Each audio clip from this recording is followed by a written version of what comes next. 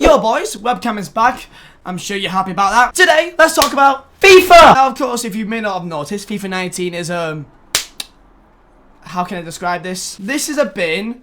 Let's say this USN Cup is FIFA 19. Yeah, they'll try again. There you go. And then imagine we get this bin, find a nice floor to like put it on, and then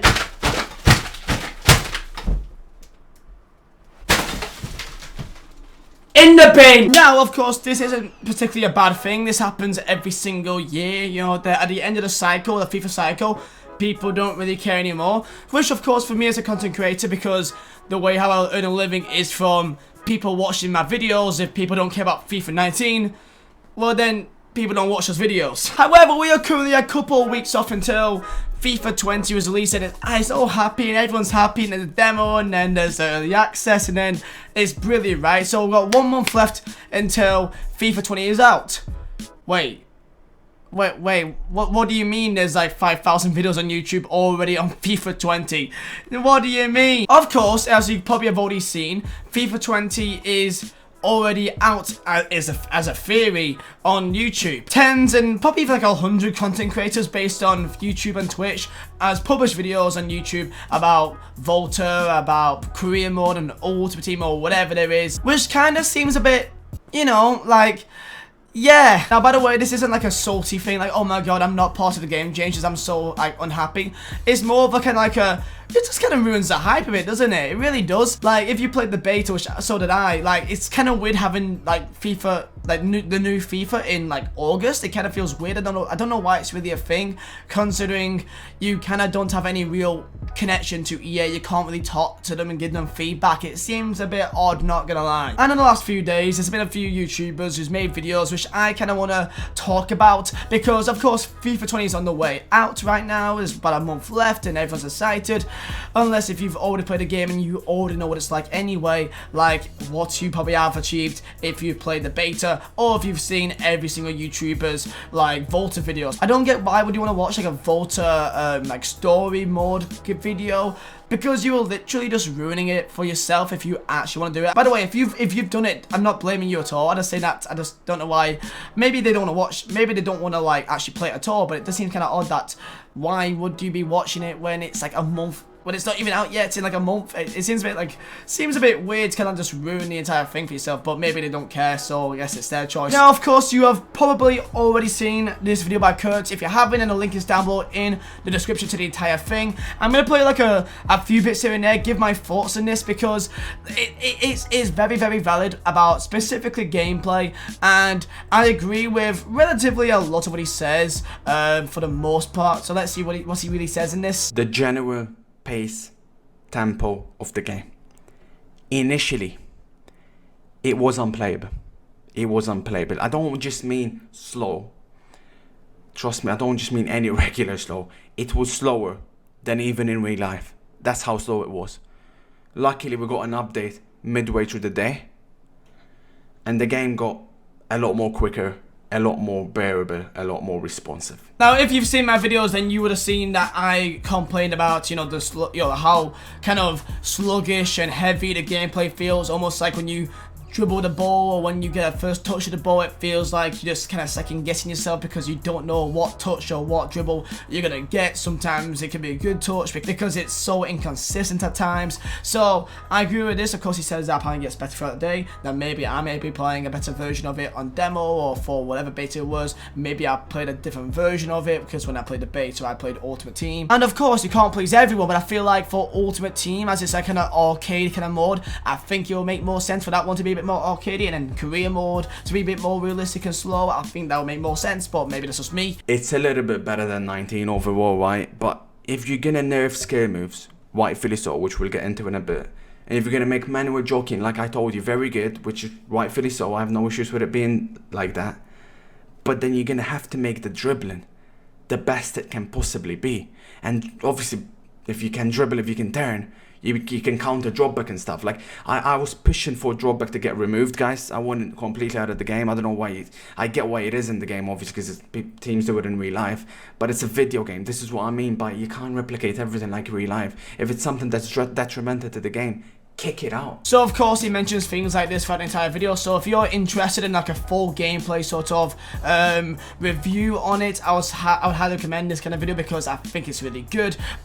What he mentioned about dribbling, I mean, I'm a big advocate for dribbling the ball because I feel like that's a massive part of the game of how you can use the ball back and forth. It's so much better if you can actually be responsive with it. If it's not responsive, then you can't do half the things you actually want to do because it takes you half the time to actually do it and actually the game to recognize it and actually perform it. So for me, I understand him here and I agree with most things he says. So if you are interested, go feel free and check out this video. Whatever your thoughts on people like Kurt is, if you like him as a person, if you don't, I feel like you have to respect what he says because even if you think he's loudmouth and he's this and that and whatever, he has some valid points. And for me, I feel like he actually does genuinely want the very best for the game. So go check it out, boys. But there's also one more video as well. Now next up, I've got JCC, which I'm a good friend of. Me and him get on quite well, and I feel like me and him kind of represent very similar values because we both kind of, let's be real, kind of bashing EA a bit, not because we do it for absolutely no reason. I feel like there's some valid reasons behind this, and in this video, like a 6-minute video, he mentions through all the reasons why for example, for pro clubs is so annoyed because there's so many things wrong with how EA particularly views pro clubs. Now, he is the main pro clubs guy, I believe. I think he's number 1, maybe number 2. For YouTube, he's definitely number 1 for me. And he does a lot for the pro club scene and is he spearheads a lot of things forward to EA in his videos or in tweets on your Twitter, obviously. And I feel like EA just completely ignore pro clubs, and the reason why is that I'll show you this now. What is this game changer program? It makes no sense. The same people every single year selected to go and play the game early and get 20, 30, 40,000 subscribers nice and early because they're uploading FIFA 20 in August. How is this possible? This is amazing. These are the only creators that need following. It's not fair. How come there's so many out there that don't get the opportunity? And then I'm seeing people out there, and I'm sorry to call people out, I'm not going to name any names because it is not these people's fault. If that's even a sentence. It's not you, it's not your fault for being there, but I'm seeing people with 2K on Twitch. There. 2K. But like, and they're streaming it and getting like 50 views. What's the purpose of someone like that over somebody who plays pro clubs, for example, like Sam Tap Tap, and has 22,000 Twitch followers, streams it every single day for like 6 hours, knows the game inside out, can give the feedback to them, doesn't get an invite.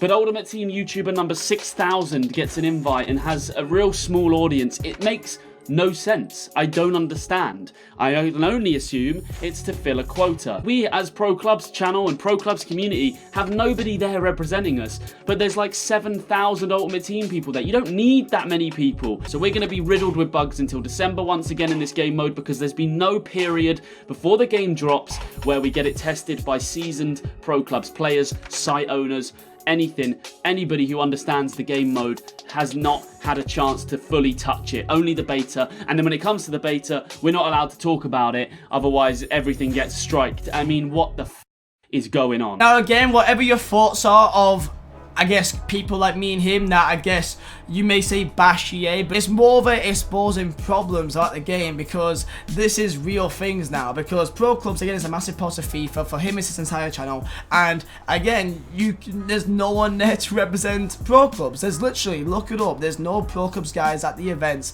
that will talk about pro clubs. There's other YouTubers, you know, like Match Gamer, which he may like pro clubs, or Bateson, he's on a Bateson's on a pro clubs tournament, which again, you know, he can comment on pro clubs, but they're not really real pro clubs like professionals, or not professionals, but you know, they don't really play VFL that much, of the average like once or twice.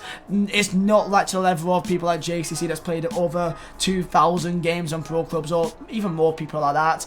There's not the same correlation, they don't do the same things, and the bugs, they don't recognize it the same way. Also, his opinion on your game changes and about the beta, especially, that we get given this beta for the main reason really to kind of give feedback about the game, we can't talk about it. I can't really talk about the beta that much at all because everything gets banned and no one can do anything. But say now all these other FIFA YouTubers, they can go post up whatever they want because they're licensed by EA, which is, you know, a fair play to them, and they're taking a good opportunity right there, and that's all good things to them. However, there's some other people which is in the Game Changers Network. I can't say names, but there's people that is in the Game Changers Network that's not being sent out to these events because they're not the big guys here. Not because they know more things, but because they haven't got the same sort of follower account compared to the other YouTubers, even though they're part of the same Game Changers Network, who rely a lot on going to these events to get the extra few hundreds of thousand views or tens of thousand views